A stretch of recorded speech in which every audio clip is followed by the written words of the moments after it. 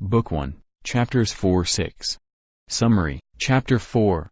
Winston goes to his job in the records section of the Ministry of Truth, where he works with a SpeakWrite, a machine that types as he dictates into it, and destroys obsolete documents. He updates Big Brother's orders and party records so that they match new developments.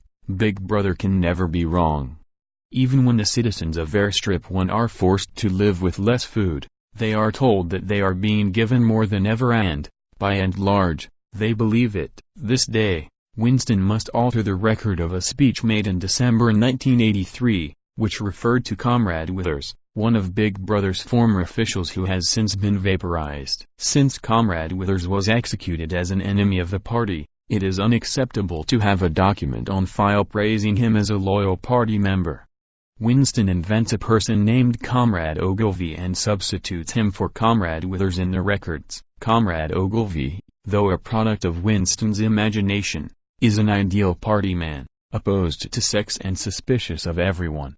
Comrade Withers has become an unperson, he has ceased to exist. Watching a man named Comrade Tillotson in the cubicle across the way, Winston reflects on the activity in the Ministry of Truth, where thousands of workers correct the flow of history to make it match party ideology, and churn out endless drivel, even pornography, to pacify the brutally destitute proletariat.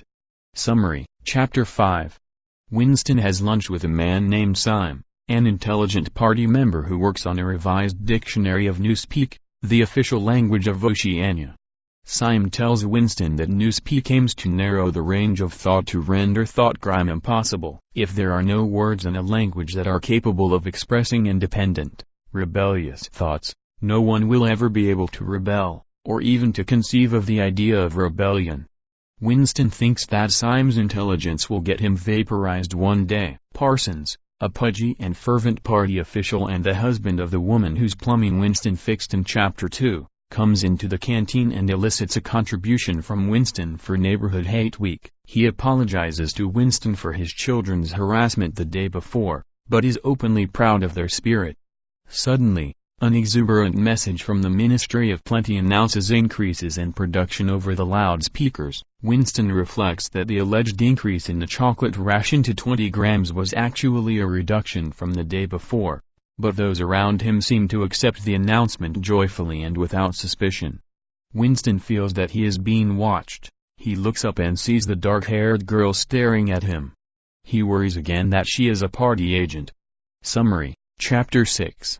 That evening, Winston records in his diary his memory of his last sexual encounter, which was with a prostitute. He thinks about the party's hatred of sex, and decides that their goal is to remove pleasure from the sexual act, so that it becomes merely a duty to the party, a way of producing new party members. Winston's former wife Catherine hated sex, and as soon as they realized they would never have children, they separated.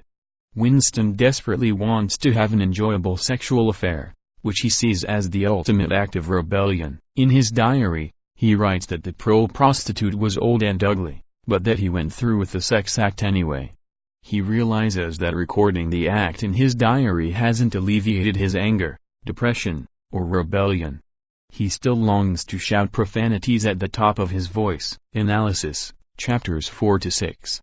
Winston's life at work in the sprawling Ministry of Truth illustrates the world of the party in operation. Calculated propaganda, altered records, revised history, and demonstrates the effects of such deleterious mechanisms on Winston's mind. The idea of doublethink, explained in Chapter 3 as the ability to believe and disbelieve simultaneously in the same idea, or to believe in two contradictory ideas simultaneously, provides the psychological key to the party's control of the past. Doublethink allows the citizens under party control to accept slogans like war is peace and freedom is slavery, and enables the workers at the Ministry of Truth to believe in the false versions of the records that they themselves have altered. With the belief of the workers, the records become functionally true. Winston struggles under the weight of this oppressive machinery, and yearns to be able to trust his own memory. Accompanying the psychological aspect of the party's oppression is the physical aspect. Winston realizes that his own nervous system has become his archenemy. The condition of being constantly monitored and having to repress every feeling and instinct forces Winston to maintain self-control at all costs. Even a facial twitch suggesting struggle could lead to arrest, demonstrating the thoroughness of the party's control. This theme of control through physical monitoring culminates with Winston's realization toward the end of the book that nothing in human experience is worse than the feeling of physical pain. Winston's repressed sexuality, one of his key reasons for despising the party and wanting to rebel, becomes his overt concern in Chapter 6, when he remembers his last encounter with a prole prostitute. The dingy, nasty memory makes Winston desperate to have an enjoyable, authentic erotic experience. He thinks that the party's real, undeclared purpose was to remove all pleasure from the sexual act. Sex can be seen as the ultimate act of individualism, as a representation of ultimate emotional and physical pleasure, and for its roots in the individual's desire to continue himself or herself through reproduction. By transforming sex into a duty, the party strikes another psychological blow against individualism. Under Big Brother's regime, the goal of sex is not to reproduce one's individual genes, but simply to create new members of the party.